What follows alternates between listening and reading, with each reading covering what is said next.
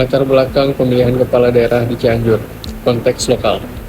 Pelaksanaan pemilihan kepala daerah atau pilkada di Cianjur mencerminkan keragaman sosial, budaya, dan ekonomi yang ada di daerah tersebut, di mana masyarakat dengan latar belakang yang berbeda memiliki aspirasi dan harapan yang beragam dalam menentukan pemimpin daerah.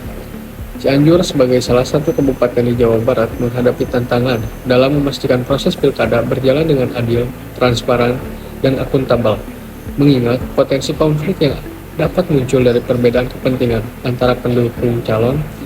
Oleh karena itu, analisis terhadap kebijakan hukum yang mengatur pilkada dan implementasinya di tingkat daerah menjadi sangat penting untuk memperkuat proses demokrasi dan meningkatkan partisipasi masyarakat dalam menentukan masa depan daerah ini. Tantangan dan peluang.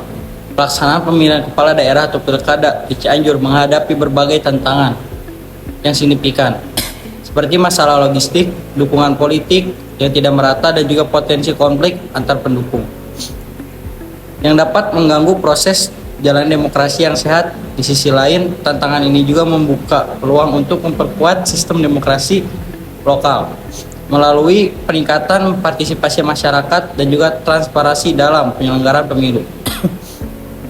Dengan mengedukasi masyarakat mengenai pentingnya suara mereka dan juga memastikan bahwa kebijakan hukum yang ada diimplementasikan secara efektif di Cianjur dapat menciptakan lingkungan politik yang lebih inklusif dan juga akuntabel, sehingga aspirasi masyarakat dapat terwujud dengan lebih baik.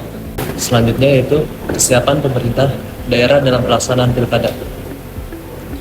Yang pertama yaitu alokasi anggaran. Penganggaran yang memadai untuk mendukung kelancaran proses pilkada. Yang kedua, sumber manusianya. Petugas penyelenggara yang terlatih dan memiliki integritas tinggi. Yang ketiga, yang terakhir yaitu infrastruktur. Fasilitas yang memadai untuk menunjang tahapan pilkada seperti tempat pemungutan suara. Selanjutnya yaitu peran serta partai politik dalam masyarakat sipil. Yang pertama yaitu partai politik.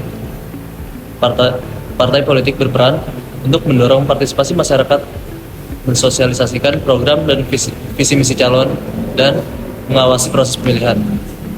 Yang kedua yaitu masyarakat sipil. Masyarakat sipil berperan mempromosikan edukasi politik, mendorong partisipasi masyarakat, dan mengawasi pelaksanaan pilkada. Tantangan dalam implementasi kebijakan hukum pilkada. Yang pertama, sosialisasi. Masyarakat perlu memahami hak dan kewajibannya dalam pilkada.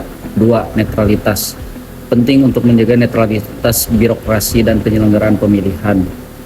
Yang ketiga, transparansi. Penting untuk memastikan semua informasi terkait pilkada terbuka dan transparan.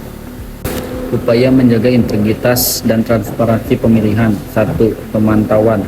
Tim pengawas independen untuk memantau proses pemilihan. 2. Pengaduan. Mekanisme pengaduan yang mudah diakses oleh masyarakat. 3. Sanksi. Sanksi tegas bagi pelanggaran aturan pilkada. Pembelajaran dan rekomendasi untuk pilkada mendatang.